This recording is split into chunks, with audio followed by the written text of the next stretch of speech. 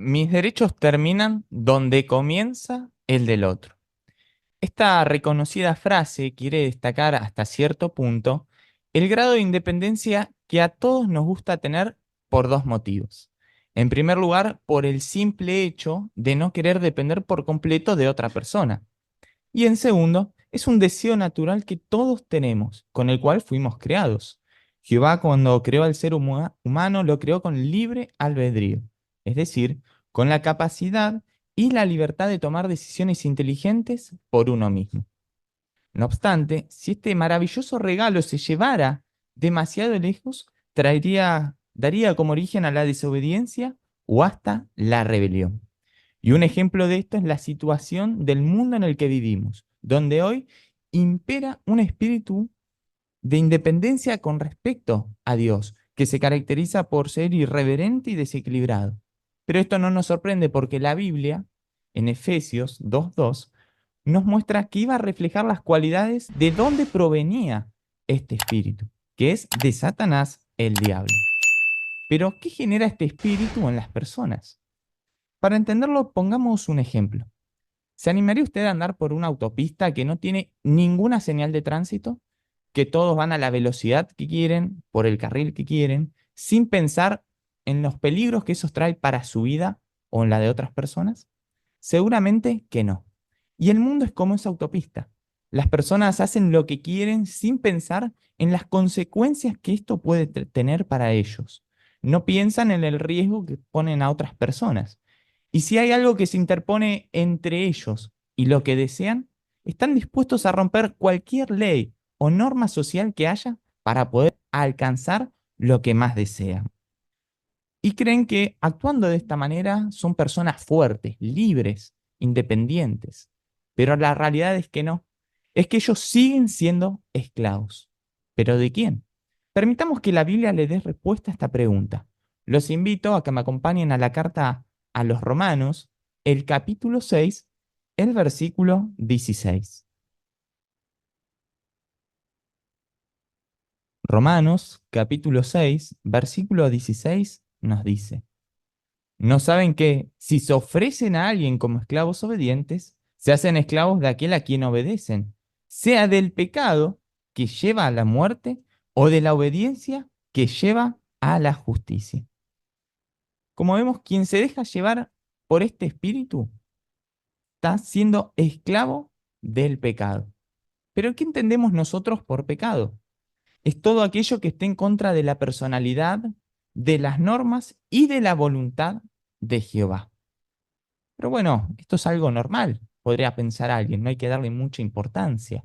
Pero pensar de esta manera es algo erróneo, ya que estaríamos desconociendo la gravedad y las consecuencias que el pecado trajo en nuestra vida.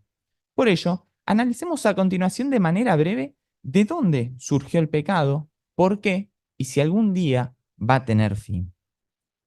La Biblia nos enseña que cuando Jehová creó a Adán y Eva, el primer hombre y la primera mujer, los creó con un cuerpo y con una mente perfectos. Los colocó en un paraíso y también les dio un propósito para la vida, pero una norma también para que tengan de límite. Veamos a continuación cuál era esta norma que ellos debían obedecer. Los invito a que me acompañen a buscarla en el primer libro de la Biblia, Génesis, el capítulo 2, los versículos 16 y 17. Y mientras los leemos, los invito a ponerse en el lugar de Adán y de Eva. Imagínense allí que Dios les dio un propósito y también una norma que ustedes debían obedecer.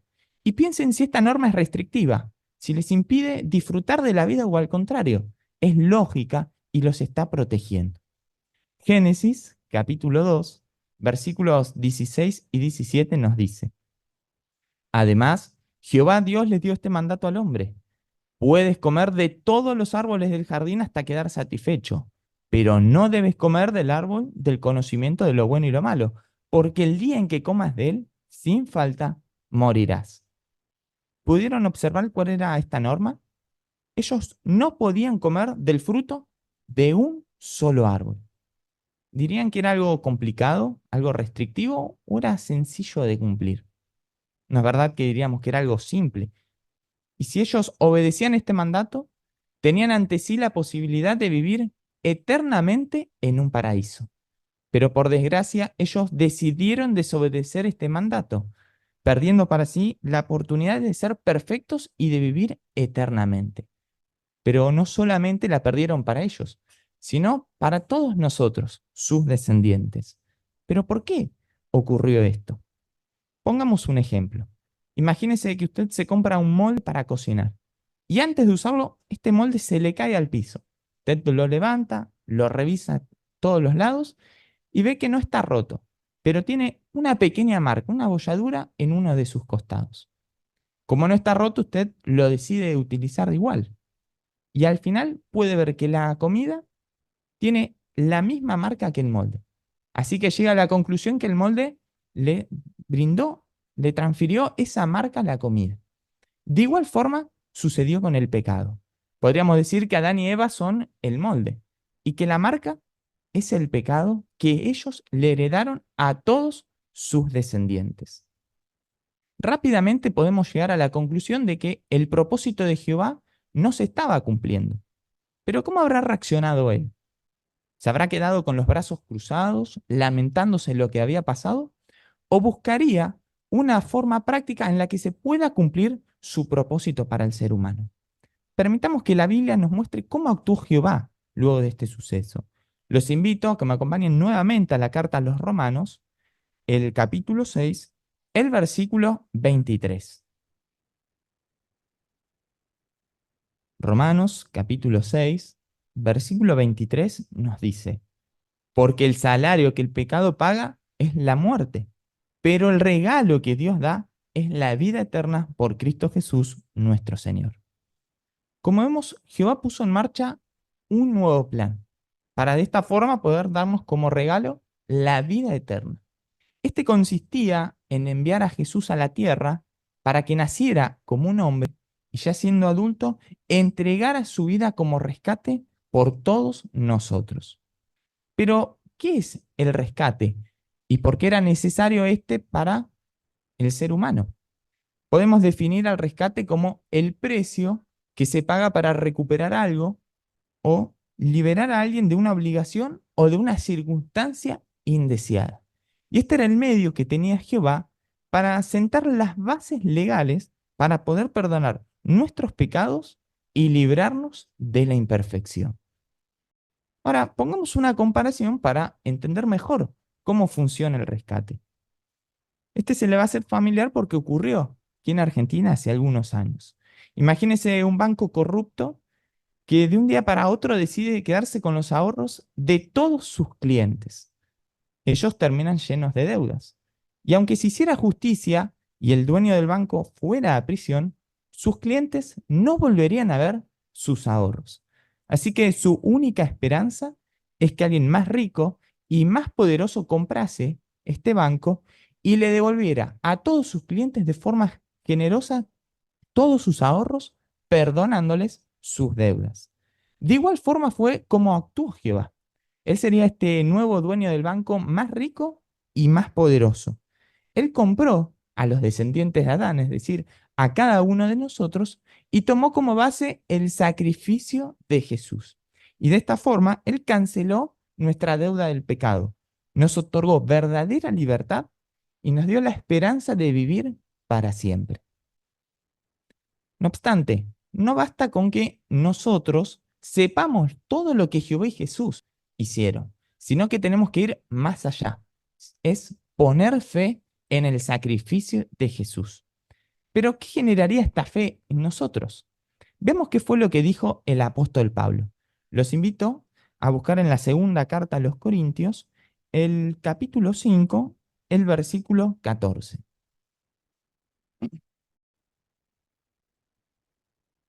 En la segunda carta a los Corintios, en el capítulo 5, el versículo 14 nos dice: el amor del Cristo nos obliga, pues esta es la conclusión a la que hemos llegado, que un hombre murió por todos, de modo que todos ya habían muerto. Aquí Pablo dijo que el amor del Cristo nos obliga. Esto es en el sentido de que cuando llegamos a comprender todo lo que Jehová y Jesús hicieron por nosotros, nos mueve el deseo de querer corresponder este amor que nos han mostrado. ¿Y cómo lo hacemos? El versículo 15 lo explica. Y Él, es decir, Jesús, murió por todos para que los que viven no vivan ya para sí mismos, sino para el que murió por ellos y fue resucitado. La clave es no vivir para nosotros, sino para Jesús. Y esto lo demostramos al dedicar nuestra vida a hacer la voluntad de Jehová y no la nuestra. ¿Qué implica hacer la voluntad de Jehová? Es dar los pasos necesarios para dedicarnos y bautizarnos como testigos de Jehová. Por ello, vamos a analizar a continuación 9 pasos que lo van a ayudar a dar este importante paso que es el bautismo. Y si ya estamos bautizados, a repasar aquellos pasos que en su momento uno empezó a cumplir y ver si todavía hoy lo seguimos cumpliendo. El primero de ellos es que debemos adquirir conocimiento de Jehová y de Jesús. Esto lo hacemos al leer y meditar regularmente en lo que nos dice la Biblia. Por ejemplo, al leer un relato bíblico puede que nos preguntemos, ¿qué me enseña esto sobre Jehová? ¿Cómo refleja cierta situación las cualidades que él tiene? ¿Cómo me ayuda este principio a llevarme mejor con los hermanos de la congregación o con los miembros de nuestra familia? Y el conocimiento es semejante a un árbol. ¿Por qué? Porque al principio todos podemos ver el crecimiento de un árbol. Vemos cómo salen las primeras ramas, las hojas, con el tiempo su fruto. Pero cuando este ya es adulto, su crecimiento deja de ser notorio a la vista de todos. Pero eso no significa que no esté creciendo. Sus raíces, por ejemplo, se siguen alargando y ensanchando, lo que le da mayor firmeza a todo el árbol. De igual forma, el conocimiento. Al principio, todos van a poder ver que estamos conociendo a Jehová, que nos estamos acercando a Él. Pero cuando ya llevemos tiempo en la verdad, ese crecimiento deja de ser notorio. Pero no significa que ya no tengamos que estudiar más ni de esforzarnos por adquirir más conocimiento de Jehová, sino todo lo contrario. Muchas gracias por la imagen. Y el conocimiento no solo nos va a permitir conocer mejor a nuestro Creador, sino que va a hacer que tengamos una estrecha amistad con Él y con el tiempo a ver las cosas como Él las ve. Y lo que aprendemos no debe quedar solo en nuestra mente, sino que debe bajar a nuestro corazón. Y de esta forma ponemos en práctica un segundo aspecto, que es que nuestra fe crece de la mano de nuestro conocimiento. La fe nos va a impulsar a hacer los cambios necesarios para vivir de acuerdo a lo que hayamos aprendido de Jehová. El tercer aspecto, recién comentamos que el conocimiento nos permite tener una amistad con Jehová. ¿Y qué hace usted con un amigo? ¿No es verdad que hablamos seguido? ¿Que nos preocupamos por cómo está, si tiene algún problema, si necesita ayuda o simplemente para hablar un rato? De igual forma, podemos actuar con Jehová. Y este tercer paso es orar regularmente. Así demostramos nuestra fe y nuestra confianza en Él. En nuestras oraciones podemos contarle absolutamente todo a Jehová. Cómo nos sentimos, nuestras preocupaciones, nuestras alegrías. Le podemos pedir que nos dé su guía para tomar buenas decisiones. Y nunca debemos olvidarnos de darle las gracias por todo lo que Él hace por cada uno de nosotros. La Biblia nos asegura que Jehová es el oidor de la oración. Así que podemos tener la tranquilidad de que Jehová siempre escucha nuestras oraciones. Y debemos tener presente que si nosotros dejamos de orar, nuestra amistad con Jehová puede empezar a correr peligro. El cuarto paso es el que estamos poniendo en práctica ahora mismo. Es reunirnos regularmente con quienes comparten nuestra fe. En las reuniones no solo recibimos la guía y la dirección de parte de Jehová, sino que también podemos compartir con nuestros hermanos y nos podemos animar mutuamente a mostrarnos amor, a seguir reuniéndonos y a realizar obras excelentes. Y pensemos en los últimos años. A pesar de que hubo una pandemia que no nos permitía reunirnos presencialmente, las reuniones continuaron de una manera virtual y de igual forma nos podíamos beneficiar de la compañía de nuestros hermanos. Para analizar un quinto aspecto, los invito a que me acompañen a buscar en Hechos el capítulo 17, el versículo 30. Hechos, capítulo 17, versículo 30, nos dice: es cierto, Dios ha pasado por alto esos tiempos de ignorancia, pero ahora les está diciendo a todos, en todas partes, que se arrepientan. El quinto aspecto es arrepentirse. Y podemos definir al arrepentimiento como el sentimiento de pesar o de tristeza piadosa por haber hecho algo o por haberlo dejado de hacer. No obstante, esta tristeza nunca debería ser llevada a un extremo. ¿Por qué no? Porque esta, en vez de ayudarnos a hacer los cambios necesarios, haría que nos terminemos alejando de Jehová. Por ello, en este aspecto, en este versículo, se menciona que ahora que tenemos, perdón, dice que Dios ha pasado por alto esos tiempos de ignorancia. Esto quiere decir que como nosotros no conocíamos las normas de Jehová, no podíamos vivir de acuerdo a ellas.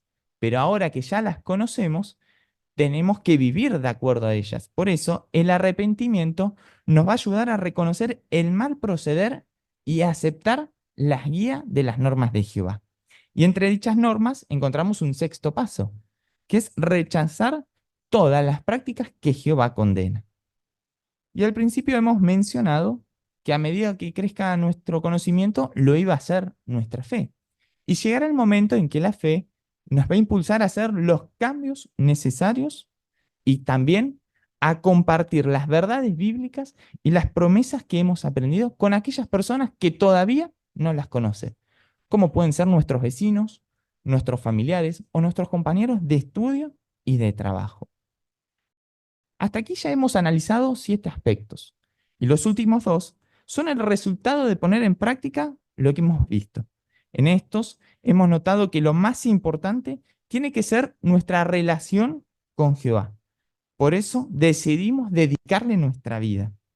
La dedicación consiste en una oración privada y desde el corazón, donde le prometemos a Jehová vivir para hacer su voluntad y no la nuestra. Y de esta forma dejamos de lado nuestros propios deseos egoístas. Y luego de dedicarse, llega el momento de hacer pública nuestra dedicación.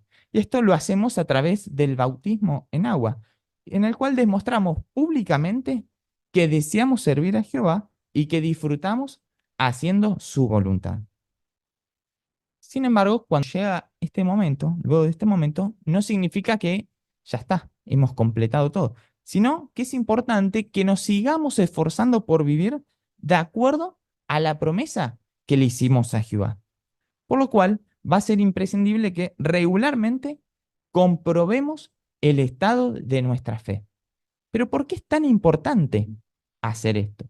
Veamos la siguiente ilustración. Los pilotos de avión, antes de cada despegue, deben realizar una lista de verificación, en algunos casos con más de 30 procedimientos, para ver que se encuentre todo en las condiciones adecuadas para el vuelo. De esta forma, ellos reducen las posibilidades de que haya un accidente. ¿Y sabe usted a qué pilotos son los que más le insisten con que hagan esta lista de verificación? Es aquellos pilotos que más experiencia tienen, porque por el exceso de confianza, ellos podrían saltearse a algunos de estos procedimientos y esto podría terminar en un accidente. De igual forma, si nosotros nos confiamos y no controlamos cómo se encuentra nuestra fe, podríamos perder nuestra amistad con Jehová. Muchas gracias por la imagen. Así que también, al igual que los pilotos, podemos utilizar una lista de verificación para ver cómo está nuestra fe. Pero ¿qué nos podríamos preguntar en ella? Por ejemplo, ¿nos esforzamos por investigar verdades bíblicas más profundas, por conocer mejor a nuestro Creador? ¿O nos hemos quedado con aquel conocimiento de que cuando aprendimos la verdad? Recordemos, a medida que adquiramos conocimiento, nuestra fe se hará cada día más fuerte. Otra pregunta, ¿nos esforzamos por seguir orando con frecuencia? ¿Demuestran nuestras oraciones que tenemos plena confianza en Jehová? También, Nos esforzamos por participar y asistir a todas las reuniones y a la predicación. Estas preguntas nos van a ayudar a ver cómo nos encontramos. Y si vemos que tenemos que hacer algún ajuste, no perdamos el tiempo, hagámoslo de inmediato. Otro punto muy importante es seguir rechazando constantemente las actitudes y deseos egoístas que promueve el mundo en el que vivimos. Por ello, analicemos a continuación solamente dos de ellos. El primero, los invito a que me acompañen a leerlo en la primera carta a los Corintios, el capítulo 6, los versículos 18 al 20. En la primera carta a los Corintios, capítulo 6, versículos 18 al 20, nos dice: huyan de la inmoralidad sexual. Cualquier otro pecado que alguien cometa está fuera de su cuerpo, pero el que practica la inmoralidad sexual peca contra su propio cuerpo. ¿No saben que el cuerpo de ustedes es el templo del Espíritu Santo que está en ustedes y que Dios les da? Además, ustedes no son dueños de sí mismos, porque se pagó un precio por ustedes. Por lo tanto, usen su cuerpo para darle gloria a Dios. Podemos ver que la primera actitud que debemos rechazar es la inmoralidad sexual. Y esta proviene del término griego porneia y abarca todo tipo de relaciones sexuales prohibidas por la ley de Dios. Y fíjese en este detalle. El apóstol Pablo nos dijo que debíamos evitar la inmoralidad, sino dijo, huyan de la inmoralidad sexual. Pero ¿en qué consiste esta diferencia entre evitar y huir? Para entenderla, usemos un ejemplo. Imagínese una madre que prepara a su hijo para un evento muy importante. Como el niño es el primero en estar listo, le pide permiso a su madre para salir a jugar al jardín. La madre le dice que sí, pero le da dos condiciones. En primer lugar, que no se manche. Y en segundo, que se mantenga lejos del charco de agua que hay. El niño le dice que sí y rápidamente sale a jugar al jardín. Pasado unos minutos, la madre decide ver por una de las ventanas a ver qué está haciendo su hijo. Y puede observar que el niño todavía no se manchó, pero que está caminando bien en el borde del charco de agua. ¿Usted diría que este niño obedeció a la madre? Y tendríamos que decir que no, porque aunque todavía no se había manchado, estaba caminando en el borde. De igual forma, si nosotros queremos seguir este principio que dio el apóstol Pablo, no basta no, con que rechacemos, con que evitemos la inmoralidad, sino también todo aquello que nos pueda hacer caer en la inmoralidad, como pueden ser películas, videojuegos o canciones. Una segunda actitud que debemos rechazar es la de luchar por hacernos ricos. Jesús, en el Sermón del Monte, dijo que no debíamos buscar riquezas materiales, sino espirituales. Además agregó que nadie puede servir a dos amos. ¿Por qué no? Porque ambas riquezas, las materiales y espirituales, son como el agua y el aceite. No se mezclan, sino que se mantienen separadas. Pero ¿qué pasaría con aquella persona que en su mente cree que sí puede ir tras ambas riquezas? Sería como si alguien en un auto quisiera avanzar y retroceder al mismo tiempo. ¿Verdad que no podría? Que hasta es absurdo en pensarlo. Al final tendría que decidirse si avanza o si retrocede. De igual forma, quien crea que puede ir tras ambas riquezas, al final se termina inclinando por la que más desea en su corazón. Por ello, nosotros debemos rechazar los deseos y las actitudes egoístas, porque si no, podríamos empezar a vivir detrás de ellas, olvidándonos la promesa que le hemos hecho a Jehová. Y algo que nos puede ayudar a luchar contra las actitudes egoístas es imitarlo a Jesús y dedicar nuestro tiempo y energía para ayudar a nuestro prójimo. Y esto lo podemos hacer en dos campos. En primer lugar, cuando Jesús estuvo aquí en la tierra, él dedicó la mayor parte de su tiempo a la predicación, porque él veía a las personas como ovejas sin pastor Esto se debía a que los líderes religiosos de aquella época solamente se preocupaban por ellos y por las cosas que les importaban, descuidando la espiritualidad de las personas. Por eso mismo Jesús se dedicó a la predicación y a enseñarle a las personas más sobre su Padre y sobre el reino. Y de igual forma hoy nosotros podemos imitar a Jesús dedicando nuestro tiempo y energías a enseñarle a la gente sobre Jehová, sobre el reino y sobre los beneficios que el rescate traerá para el ser humano. Y una segunda forma es imitando la compasión que tuvo Jesús. Y lo podemos hacer de tres formas. En primer lugar, a través de nuestros sentimientos, al escuchar con atención los problemas de nuestros hermanos y ponernos en su lugar.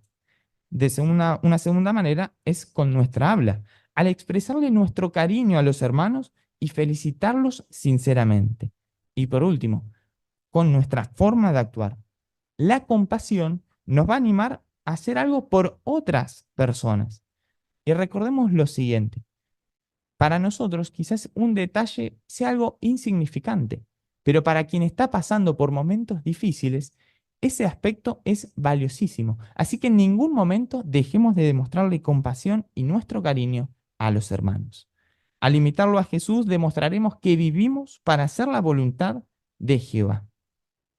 Pero, ¿cuál es el resultado de vivir haciendo la voluntad de Jehová? Veamos un último pasaje en la Biblia. Los invito a que me acompañen a buscar en la carta a los Romanos, el capítulo 6, el versículo 22. Romanos, capítulo 6, versículo 22 nos dice: Sin embargo, ahora que ustedes han sido liberados del pecado y se han hecho esclavos de Dios, el fruto que producen es la santidad y el resultado es la vida eterna. En este pasaje podemos extraer tres ideas que hemos analizado a lo largo del discurso. En primer lugar, dice, hemos sido liberados del pecado. Como vimos, Jehová hizo los arreglos necesarios para que Jesús entregara su vida en forma de rescate por nosotros. Así que debemos recordar que nuestra vida no depende de lo que nosotros hicimos, sino del amor que Jehová y Jesús nos han mostrado. Una segunda idea, nos hemos hecho esclavos de Dios. No de una manera opresiva, como puede sonar la palabra, sino al dedicarnos como siervos suyos. Por eso, nuestra forma de actuar y de vivir debe demostrar que servimos a Jehová. Y por último, el resultado es la vida eterna. Veremos reflejado en nosotros cómo se cumple el propósito original de Jehová, de que el ser humano sea perfecto, viva eternamente en un paraíso terrestre. Pero hasta que llegue este momento, debemos reforzar nuestra decisión de vivir para hacer la voluntad de Jehová, no la nuestra.